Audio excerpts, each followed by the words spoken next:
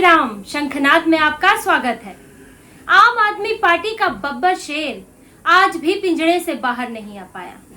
बब्बर शेर पिंजरे में मिमिया कर रह गया, लेकिन पिंजरा नहीं खुला।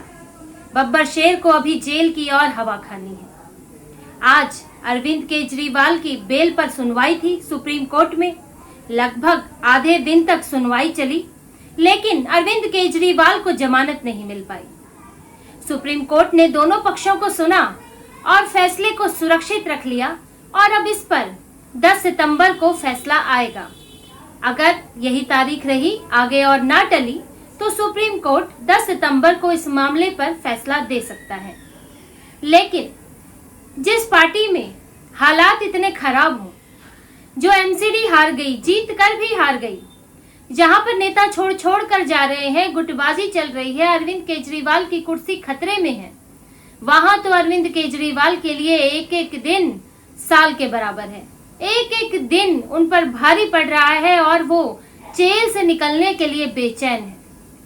लेकिन उनकी ये बेचैनी अभी और बनी रहेगी। अरविंद केजरीवाल जेल से इतना जल्दी पीछा नहीं छुड़ा सकते। और आज जो कोर्ट में हुआ उसने तो अरविंद केजरीवाल की चिंताएं और बढ़ा दी और उनकी उम्मीदें धूमिल कर दी। जो अभी तक वो सोच रहे थे कि जैसे कि सुप्रीम कोर्ट ने मेरे ऊपर पहले भी मेहरबानियां की हैं, मुझे आसानी से सुप्रीम कोर्ट से चुटकियों में बेल मिल जाती है, वो अब भी मिल जाएगी। लेकिन आज सीबीआई की तरफ से जो दलीलें दी गई, जो टेक्निकल पॉइंट रखा गया, उससे अरविंद केजरीवाल और उनके वकील अभिषेक मनु सिंघवी हिल गए। उनके पास इसका जवाब नहीं था और additional solicitor general ASG SV Raju लगातार दलीलें दे रहे थे। उन्होंने अपनी बात रखी, लेकिन इस पर सिंघवी कुछ कहते नहीं बना जो उन्होंने कहा, और ये अरविंद केजरीवाल के लिए सबसे बड़ी परेशानी है। एएसजी एसवी राजू ने कहा, जो एक टेक्निकल पॉइंट उन्होंने उठाया कि अरविंद केजरीवाल यहाँ सुप्रीम कोर्ट में जमानत मांगने आए हैं, लेकिन जमानत का एक तरीका होता है, एक प्रोसीजर होता है। उसके लिए आप पहले लोअर कोर्ट जाते हैं, फिर आप हाई कोर्ट जाते हैं, फिर सुप्रीम कोर्ट जाते हैं। तीनों कोर्ट के अपने अधिकार है, अपना अधिकार क्षेत्र है और उसका कोई उल्लंघन नहीं कर सकता। अगर ऐसा होता है तो इससे जो निचली अदालतें हैं, जो दूसरी अदालतें हैं, उनका मनोबल गिरता है। कोई भी आम आदमी, जो हमारे देश में आम आदमी है, जो उसके लिए नियम बने हैं, वो नियम ये कहता है कि कोई भी व्यक्ति सीधे सुप्रीम कोर्ट, अपर कोर्ट में, सर्वोच्च अदालत में जमानत के लिए नहीं जा सकता। किसी भी आम आदमी के लिए सुविधा नहीं है। लेकिन अगर ये स्पेशल ट्रीटमेंट मिलता है अरविंद केजरीवाल को और उन्हें सुप्रीम कोर्ट, सीधा सुप्रीम कोर्ट आने पर जमानत मिल जाती है, तो ये निचली अदालतों के लिए तो हतोत्साहित करने वाला होगा ही, साथ ही जो दूसरे आम लोग हैं उनके लिए भी भेदभाव होगा। एसवी राजू एएसजी, उन्होंने ये बात साफ तौर पर कही और सुप्रीम कोर्ट को कहीं ना कहीं ये बात उनके लिए, सुप्रीम कोर्ट के लिए बात थी कि अरविंद केजरीवाल जब हाई कोर्ट गए थे बेल के लिए, तो हाई कोर्ट ने क्या कहा, बेल की सुनवाई की, क्योंकि सुनवाई पहले से ही चल रही थी। अरविंद केजरीवाल ने चालाकी की थी। हाई कोर्ट में मामला चल रहा था गिरफ्तारी को लेकर, सीबीआई की गिरफ्तारी सही है या नहीं। हाई कोर्ट को इस पे फैसला देना था और इसमें लगे हाथ अभिषेक मनु सिंघवी ने उनको दिमाग दिया और लगे हाथ उन्होंने जमानत की भी याचिका डाल दी कि अगर गिरफ्तारी गलत साबित हो गई तो मुझे तो वैसे ही जमानत मिल जाएगी, कि मुझे वैसे ही छोड़ दिया जाएगा, तो आप जमानत की भी याचिका सुन लीजिए।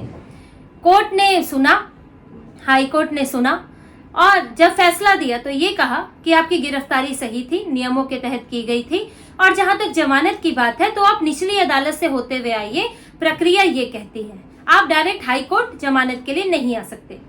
उसके बाद अरविंद केजरीवाल को निचली अदालत जाना चाहिए था, लेकिन वो सीधे सर्वोच्च अदालत पहुंच गए, क्योंकि उन पर पहले भी कुछ मेहरबानियां हो चुकी हैं। उन्हें 2 बार जमानत मिल चुकी है, लोकसभा चुनाव के समय और फिर जुलाई में ईडी के मामले में सुप्रीम कोर्ट से जमानत मिल चुकी है, कहते हुए कि अब उन्हें बहुत ज्यादा वक्त जेल में हो चुका है और मामला सीबीआई जो है उसके पास अब ऐसा कुछ है नहीं पूछने के लिए, तो उनको छोड़ दिया जाए। तो ऐसे में उन पर पहले पीएमएलए की कठिन धाराओं के बावजूद उनको जमानत मिल चुकी है। तो अरविंद केजरीवाल को लगा कि ईडी में जब जमानत मिल गई तो ये तो भ्रष्टाचार का मामला है, इसकी धाराएं तो उतनी कठिन नहीं है, सुप्रीम कोर्ट तो यूं जमानत दे देगा, चुटकियों में जमानत मिल जाएगी। वो 14 अगस्त को गए, मामला सुना, लेकिन उस पे 23 अगस्त को जवाब मांगा। अब सीबीआई ने 2 याचिकाएं थी, एक पर जवाब दिया और फिर अगली तारीख 5 सितंबर की मिली। 5 सितंबर को सुनवाई हुई और एसवी राजू एएसजी ने उन्होंने यही बात रखी कि अगर आज इन्हें जमानत मिल जाती है तो इससे हाईकोर्ट के मनोबल पर असर पड़ेगा और साथ में ये दूसरे लोगों के लिए भी एक गलत उदाहरण बनेगा। ये सुप्रीम कोर्ट को सोचने पर मजबूर करता है।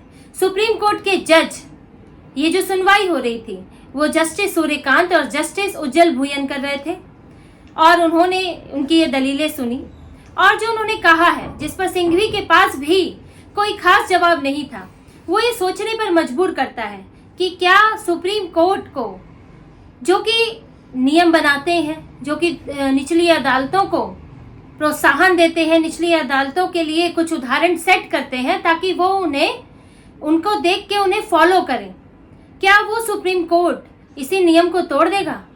क्या सुप्रीम कोर्ट इस प्रोसीजर को तोड़ देगा कि निचली अदालत, हाई कोर्ट और फिर सुप्रीम कोर्ट? अब ये सोचना है। ये सुप्रीम कोर्ट के जजों के लिए एसवी राजू ने सवाल खड़ा कर दिया है कि आप जमानत दे सकते हैं, लेकिन क्या वो एक गलत नजीर नहीं बनेगा? क्या फिर सुप्रीम कोर्ट में अंबार नहीं लग जाएगा?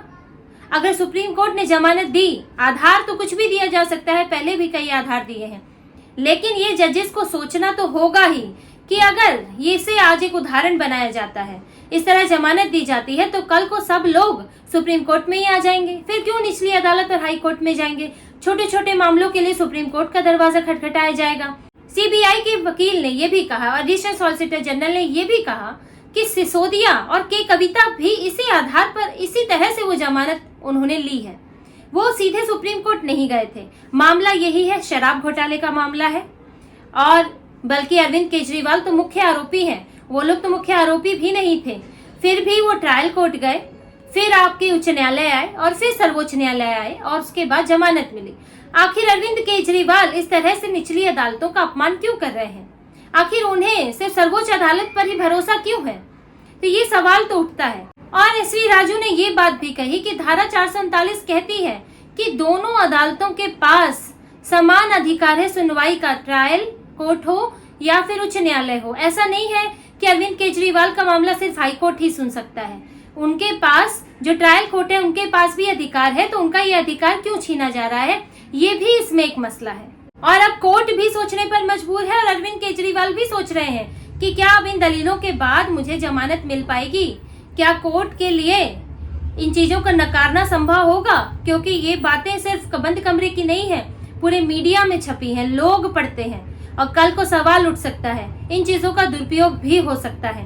तो अरविंद केजरीवाल की जमानत की जो उम्मीदें हैं वो थोड़ा धूमिल हो गई है इस टेक्निकल पॉइंट के बाद। और अगर केजरीवाल को जमानत नहीं मिली तो उनका मामला अगले 2-3 महीने के लिए टल जाएगा। अगर सुप्रीम कोर्ट ने ये फैसला दिया कि आप ट्रायल कोर्ट से होते हुए आइए, तो फिर वो पहले ट्रायल कोर्ट जाएंगे, वहां एक तारीख मिलेगी, फिर उस पर सुनवाई होगी। जरूरी नहीं कि एक ही तारीख पर हो जाए, हो सकता है कि वहां भी फैसला सुरक्षित रखा जाए, उसके अगली तारीख मिले। अगर वहां खारिज हो जाती है, मिल गई तो ठीक, अगर खारिज हो गई तो हाई कोर्ट जाएंगे। हाई कोर्ट में भी सुनवाई में 1-2 तारीखें तो लगी जाती हैं, फिर जाके दोबारा सुप्रीम कोर्ट जाएंगे और सुप्रीम कोर्ट में भी इतना वक्त, कुछ वक्त तो वहां भी लग सकता है। इस बार तो 3 बार तारीखें मिली, तो वहां पर भी वक्त लग सकता है। तो इस पूरी प्रक्रिया में 2 से 3 महीने तो लग ही जाते हैं कि आप ये मान के चल सकते हैं कि एक कोर्ट पर 1 महीना आप मान के चल सकते हैं, क्योंकि 2 तारीखें तो कम से कम मिलती ही है। तो अरविंद केजरीवाल की बेल अब लटक सकती है। और एसवी राजू ने एक और बात उठाई, वो भी एक सोचने वाली बात है और कोर्ट का ध्यान उस पर दिलवाया गया। उन्होंने बताया कि अभी एक चार्जशीट दाखिल की गई है हाई कोर्ट में इस शराब नीति के मामले में। इस चार्जशीट में अरविंद केजरीवाल के ऊपर गंभीर आरोप है। उसमें एक गवाह के हवाले से ये भी बताया गया है कि अरविंद केजरीवाल इसके मुख्य आरोपी हैं। उन्होंने कोविड में आनन फानन में शराब नीति पास की ताकि जल्द से जल्द इसका फायदा उठाया जा सके, क्योंकि गोवा के चुनाव आने वाले थे, उसमें पैसा खर्च होना था। और दिनेश अरोड़ा, कारोबारी दिनेश अरोड़ा ने बताया है कि हवाला के जरिए पैसा जो है वो दिल्ली से गोवा पहुंचाया गया ताकि गोवा चुनाव में इस्तेमाल हो सके। पंजाब में एक शराब कारोबारी ने बताया, महादेव नाम है उनके कारोबार का, उनसे जुड़ा हुआ, तो ये उन्होंने बताया कि उन पर दबाव डाला गया दिल्ली से कि अगर आप पैसे नहीं, किकबैक मनी नहीं देते हैं, रिश्वत नहीं देते हैं, तो दिल्ली में आपका काम प्रभावित होगा। तो एएसजी ने बताया कि ये चार्जशीट दायर की गई है और अरविंद केजरीवाल ने अपनी याचिका में इस चार्जशीट को नहीं रखा है। जो आपके सामने याचिका रखी गई है उसमें चार्जशीट को इसका हिस्सा नहीं बनाया गया है। तो अरविंद केजरीवाल इतनी बड़ी जानकारी कैसे छुपा सकते हैं? क्या ये सही तरीका है बेल पाने का कि कोर्ट से, सुप्रीम कोर्ट से, जजों से इतनी महत्वपूर्ण जानकारियां छुपा ली जाए? क्या ये कानून सम्मत है? लेकिन अरविंद केजरीवाल ने ये किया है और चार्जशीट पर जबकि हाईकोर्ट जो है संज्ञान ले चुका है, यानी कि उस पर सुनवाई भी चल रही है, फिर भी उसको नजरअंदाज किया गया।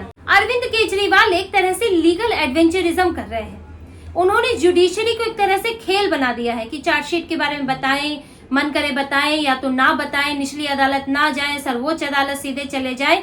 तो एक तरह से कानून का मखौल उड़ा रहे हैं, लीगल एडवेंचरिज्म कर रहे हैं, जिसको बढ़ावा नहीं देना चाहिए, क्योंकि अगर एक व्यक्ति को बढ़ावा दिया गया तो सबके लिए वो उदाहरण बनेगा। तो ये बहुत सारी चीजें हैं, बहुत सारे तर्क दिए गए हैं, बहुत सारी दलीलें दी गई हैं, जिससे अरविंद केजरीवाल के लिए जमानत पाना अब इतना आसान तो नहीं है। हालांकि सर्वोच्च न्यायालय है, हमारे जजेस है, फैसला कुछ भी हो सकता है, उनका अपना उसका आधार हो सकता है फैसले का, लेकिन फिलहाल इस वक्त देखें तो अरविंद केजरीवाल के लिए जमानत आसान नहीं होने वाली है। तो इसी तरह की और खबरें और विश्लेषण आपके लिए लाते रहेंगे, हमसे जुड़े रहिए, सब्सक्राइब कीजिए, कमेंट कीजिए। बहुत बहुत धन्यवाद। जय श्री राम।